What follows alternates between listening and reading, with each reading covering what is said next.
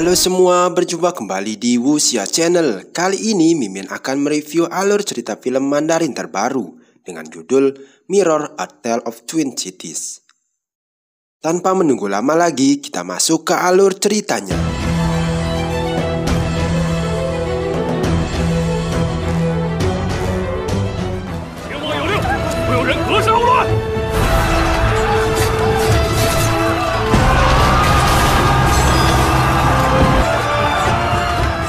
Seratus tahun kemudian, setelah runtuhnya Kongsang oleh Chang Liu di dataran tinggi Gunung Salju, sebuah kelompok sedang hijrah untuk mencari tanah perdamaian. Seorang gadis yang belum diketahui namanya memperlihatkan sebuah tulisan ramalan kepada pria yang berada di sampingnya. Pria ini pun melihat tulisan gadis itu yang tertulis di pasir salju, yang kemudian terhapus oleh terpaan angin. Sebelum melanjutkan perjalanannya menuju ke kota perdamaian itu, gadis ini beserta kelompoknya sedang beristirahat untuk menghangatkan tubuh mereka. Gadis cilik mendekati pria berbaju hitam lalu menyodorkan semangkok sup hangat kepadanya. Pria ini hanya terdiam lalu mengembalikan sup hangat yang diberikan kepadanya ke gadis itu. Kemudian dia pergi begitu saja dari sana. Setelah istirahat dirasa cukup, kelompok ini kemudian melanjutkan perjalanannya menuju ke kota yang diimpikan. Tak terkecuali, pria berbaju hitam itu juga ikut dengan kelompok ini. Di tengah perjalanan, mereka melihat sebuah tanaman bunga salju yang konon banyak diperebutkan oleh orang-orang. Di tengah orang-orang sedang sibuk memperebutkan untuk mendapatkan bunga salju, terlihat dari atas bukit ada longsor mengarah kepada mereka. Semua orang di sana tertimbun oleh longsoran itu. Namun gadis cilik dengan cepat diselamatkan oleh pria berbaju hitam. Di tempat lain, sebuah menara cermin tempat kuil para dewa dan dewi, seorang misterius sedang mengamati pergerakan cahaya yang ada di langit. Diketahui namanya Jise, seorang penguasa Chang Liu saat ini. Pria misterius ini pun memprediksi bahwa akan datang sebuah ancaman bagi kekuasaannya di Chang Liu. Di sisi lain, gadis cilik bersama pria itu selamat dari longsoran tadi. Mereka pun menghadap ke arah menara cermin tempat penguasa Chang Liu itu berada. Gadis cilik mengoceh mengenai pengetahuannya tentang menara cermin. Sementara itu, pria berbaju hitam hendak pergi meninggalkan gadis itu di sana. Namun gadis itu menghadangnya.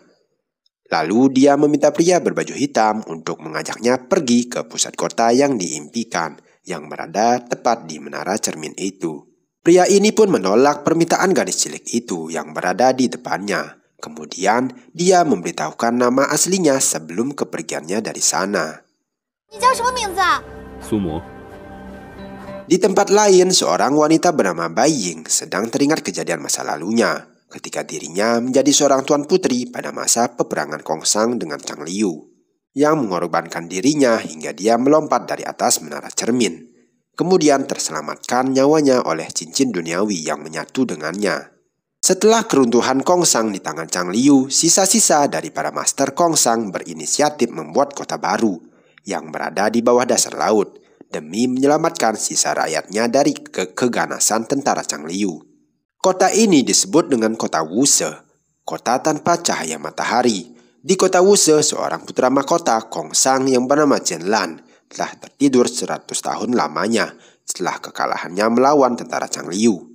Konon hanya bisa dibangkitkan kembali dengan menemukan cincin surgawi miliknya yang dipadukan dengan cincin duniawi.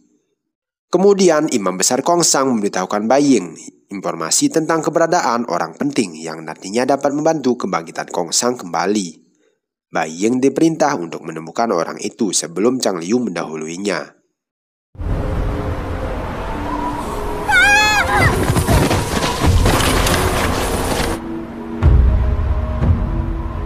Di Chang Liu, seorang wanita berbaju putih masuk ke aula 5 master dan melaporkan adanya pergerakan bintang yang menunjukkan akan adanya pertarungan kembali. Salah satu dari 5 master Chang Liu meminta untuk menjelaskannya lebih rinci. Sementara itu, master lainnya ikut menanggapi hal itu. Kemudian mereka menurunkan perintah untuk membunuh setiap orang yang melewati kota itu.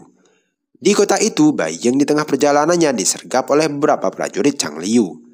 Sementara itu, pria berbaju hitam yang tidak jauh dari sana mendengar pertarungan itu.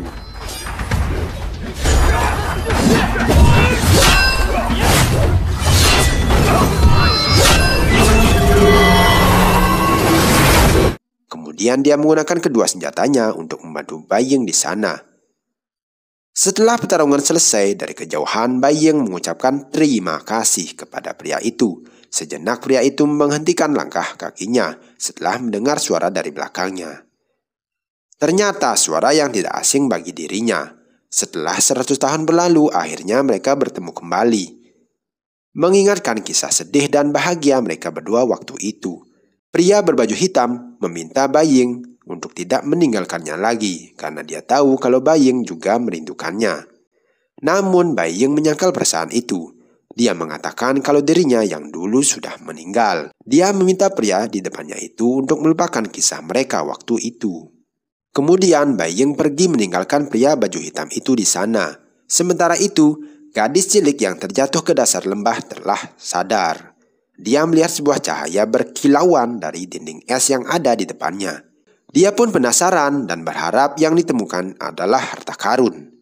Kemudian dia pun meraih kotak itu. Sebuah cincin surgawi yang dicari banyak orang memilihnya untuk menjadi tuannya. Dia pun khawatir karena tidak bisa melepaskan cincin itu dari jarinya. Hingga terdengar sebuah suara yang membuatnya tambah penasaran. Sebuah sosok pria muncul dari dinding tembok yang ada di belakangnya. Hingga membuat gadis itu tambah ketakutan dan bersembunyi darinya. Tidak berselang lama dia keluar dari lembah itu dengan kekuatan dari cincin di jarinya. Ternyata pemilik asli cincin itu adalah sosok pria yang ada di depannya itu.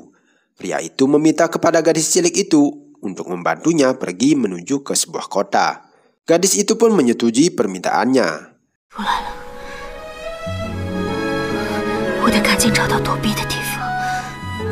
Sementara itu, Baying selama ini hidup di dasar laut. Terlihat kehabisan tenaga dalamnya terkena sinar matahari.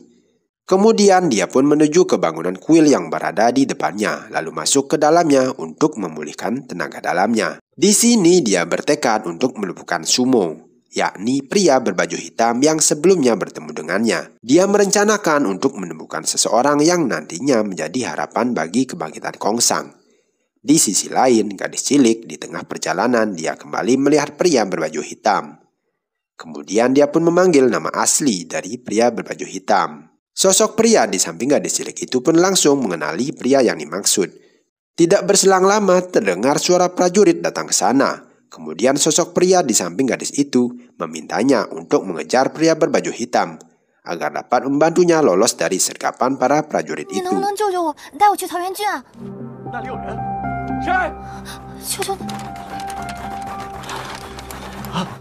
Hingga tiba mereka berdua di depan kuil. Sumo meminta gadis itu mengenakan dari mana dirinya mendapatkan cincin surgawi.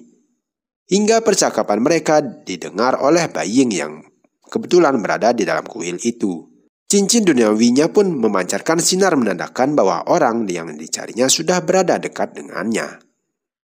Oke, sampai di sini dulu alur cerita filmnya. Sampai berjumpa kembali di alur cerita selanjutnya. Tetap semangat, sehat, bahagia dimanapun berada. Semoga hari-hari kalian menyenangkan.